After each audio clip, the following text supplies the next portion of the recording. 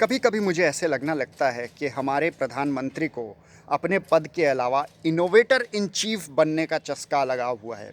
बड़ी ही डेस्परेशन में बड़ी इनोवेटिव सी बातें पब्लिक मंच पे करने की कोशिशें करते रहते हैं। हमने पास में देखा कि उन्होंने एक बताया कि किस तरह से नाले की गैस से चाय और सब्ज़ी बनाने का भी प्रबंध किया जा सकता है। शायद उन्होंने बताया कि किस प्रकार बादल का बेनिफिट लेकर और रडार को छका कर हमारे फाइटर प्लेन्स पाकिस्तान की टेरिटरी में जा सकते हैं। ऐसा उन्होंने आइडिया हमारे एयरफोर्स के कमांडर्स को दिया।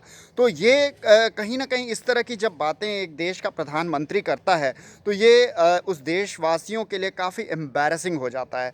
अब देखिए, पिछले हफ्ते उन्होंने जो डेनमार्क के एनर्जी कंपनी के सीईओ के साथ पब्लिक में जो दिखाई गई वार्ता में उन्होंने जो आइडिया दे दिया, उन्होंने कहा कि आसमान से जो जहाँ पर भी जो मॉइस्चर वाली जगह है वहाँ पर विंड टरबाइन की सहायता से ऑक्सीजन और वाटर सक करके उसका उपयोग किया जा सकता है। और मज़े की बात यह है कि उनके जो मंत्रीगण हैं किरण रिजिजू और पीयूष गोयल, कम से कम इन दो को तो मैंने ज़रूर देखा भी और जवाब भी दिया ट्विटर पर।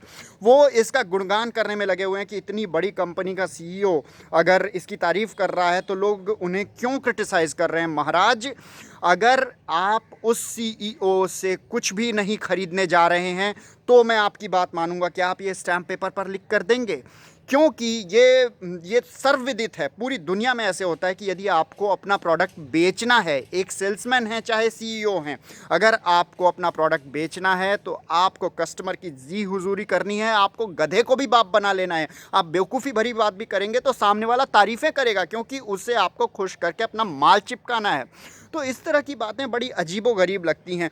इनोवेशन की डेस्परेशन में उन्होंने एक नोटबंदी जैसा कदम उठा लिया जिसमें वो आज तक ये बात साबित नहीं कर पाए कि क्यों उन्होंने 1,000 रुपये के बड़े नोट को बताया कि बड़े नोट से भ्रष्टाचार होता है और बदले में 2,000 का नोट जारी कर दिया।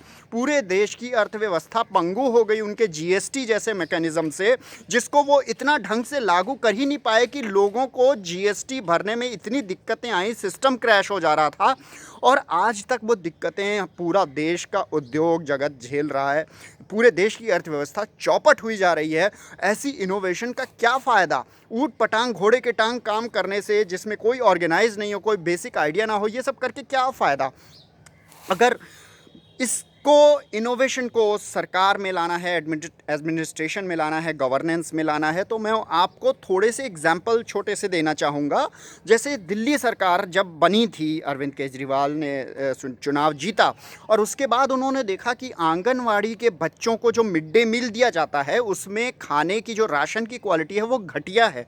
उस घटिया क्वालिटी को ठीक करने के लिए उन्होंने जाँच पड़ताल की। उन्होंने देखा कि मिडल मैन के थ्रू जो खरीद हो रही थी अनाज की, उसमें भ्रष्टाचार था, उसमें क्वालिटी लो थी, दाम हाई था। उन्होंने directly food corporation of India से कॉन्ट्रैक्ट किया और डायरेक्ट अनाज खरीदने का निर्णय लिया। इससे न सिर्फ क्वालिटी बेहतर हुई बल्कि कुछ पैसे भी बचे, और वो बचे हुए पैसे दिल्ली सरकार ने बच्चों को फ्रूट देने में इन्वेस्ट कर दिए। तो बच्चों को बेहतर अनाज भी मिलने लगा और बेहतर उसके अलावा फ्रूट भी मिलने लगा, फल भी मिलने लगा, बगैर किसी एक्स्ट्रा इन्वेस्टमेंट के। उसको कहते हैं इन्वेस्टमेंट।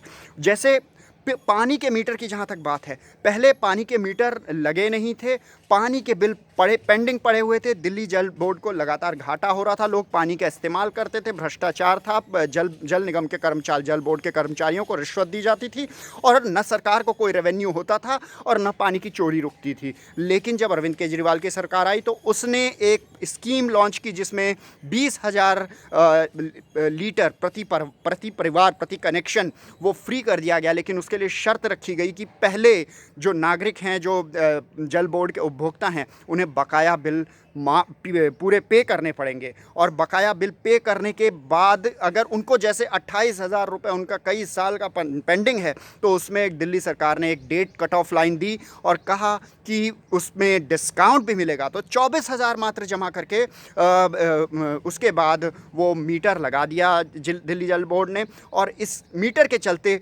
पानी भी फ्री मिलने लगा और उस जो कट ऑफ जो 20,000 से ऊपर यूज़ करने वाले उपभोक्ता थे वो पानी का पेमेंट भी करने लगे, सभी लोग पेमेंट के दायरे में आ गए और इसी के साथ जो पानी की चोरी वो ख़त्म हो गई। पाइपलाइनों का तोड़ फोड़ जो उससे नुकसान होता था देश को, दिल्ली जल बोर्ड को, वो भी ख़त्म हो गया क्योंकि पानी अब फ्री मिलने लग गया।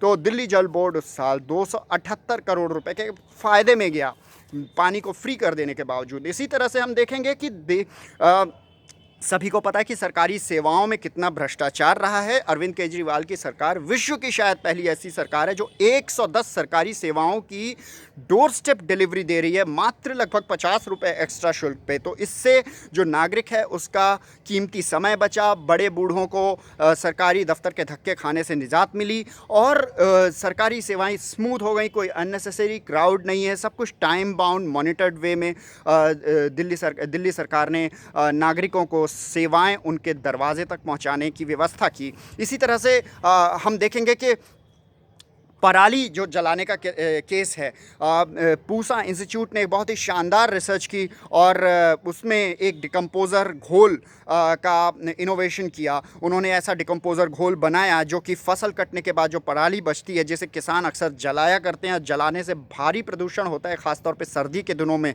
उसके ऊपर अगर वो घोल छिड़क दिया जाए तो वो पराली खाद में बदल जाएगी, डिकम्पोज़ हो जाएगी और उल्टे किसान उसका बतौर खाद उपयोग कर सकता है या बेच सकता है। तो ये न सिर्फ प्रदूषण कम हुआ बल्कि किसान की बहुत सारी समस्या उससे हल होने की तरफ एक कदम उठाया गया। दिल्ली सरकार ये घोल मुफ्त में बांटेगी दिल्ली और आसपास के एनसीआर में, जो भी किसान उससे चाहेंगे। तो इसको कहते हैं इनोवेशन। प्रधान सेवक जी, मैं आपको ये रिक्वेस्ट करना चाहूँगा कि इनोवेट कीजिए, लेकिन इतनी डेस्परेशन में मत कीजिए कि जो चीज़ें शायद आप एक पत्र में, प्राइवेट पत्र में कह सकते थे, एक कैजुअल प्राइवेट डिस्कशन में कह सकते थे, उसको खुले मंच पर इस तरह से बोलकर स्थिति को हास्यास्पद बनाएं।